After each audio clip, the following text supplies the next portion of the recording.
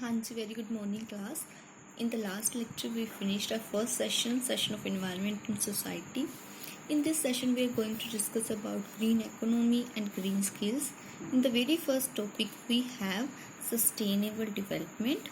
Now, what does this word mean? Sustainable development of resources. It is the development of the natural resources that whose aim is to meet present needs of the human beings and also preserve the resources for the future generation.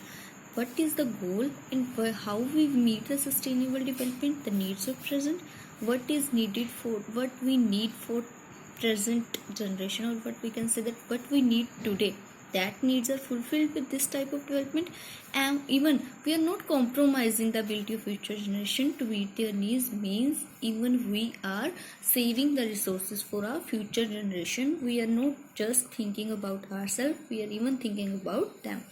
The definition emphasizes on two important things. First, the natural resources are vital not only for us but for the future generation. Means natural resources are very important. Okay, so these are very important, so we must preserve them for our future generation, and it is a long term concept. It doesn't, we are thinking broad thinking, we have a broad thinking, we are thinking long term for the long process. We are not thinking just for present, we are also thinking for our future. Okay, the next we have the idea, that is idea to create a sustainable development means to keep going indefinitely in the future. In this we have just discussed like air, water and minerals are the essential needs of to meet our needs. If we will pollute the air, we will pollute the water. That means if we are causing air pollution, water pollution, then we are also, even if we are depleting the non-renewable resources, coal, petroleum, then our future generation will suffer. This means like the parents save their property for their children, in the same way in this sustainable development we are fulfilling our needs, but we are preserving, we are saving the resources for our coming future generation. Okay, in the next, in this we have three main R's. 3 R's we can say. These 3 R's are the very important R's that we should use in our daily life to protect our environment, to protect the natural resources of our environment. First R is reuse.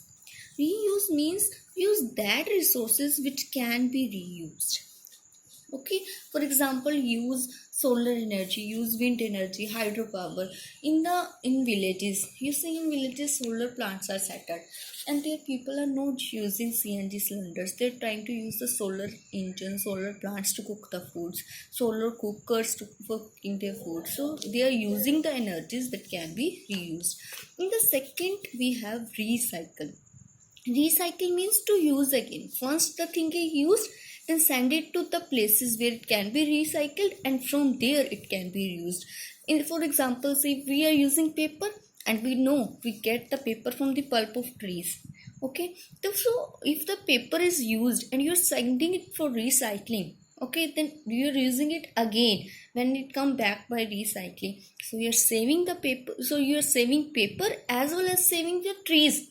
We are protecting the trees so that we don't cut the trees in the large amount. We are just recycling and reusing the paper so that we can save the trees. Okay, next is reduce. Third R is very important. Reduce. If you are reducing the use of resources, then you are doing the best. Reduce, to use less or economic. Our consumption should be restrained to meeting our means. Just use the resources according to your needs. Reduce your uses. Don't waste the natural resources. Don't waste water resources. Don't waste electricity. Don't waste you can say fossil fuels by using a large of vehicles. Okay, where you can reduce your uses, you must reduce. Okay, these are very important. Reuse, recycle and reduce.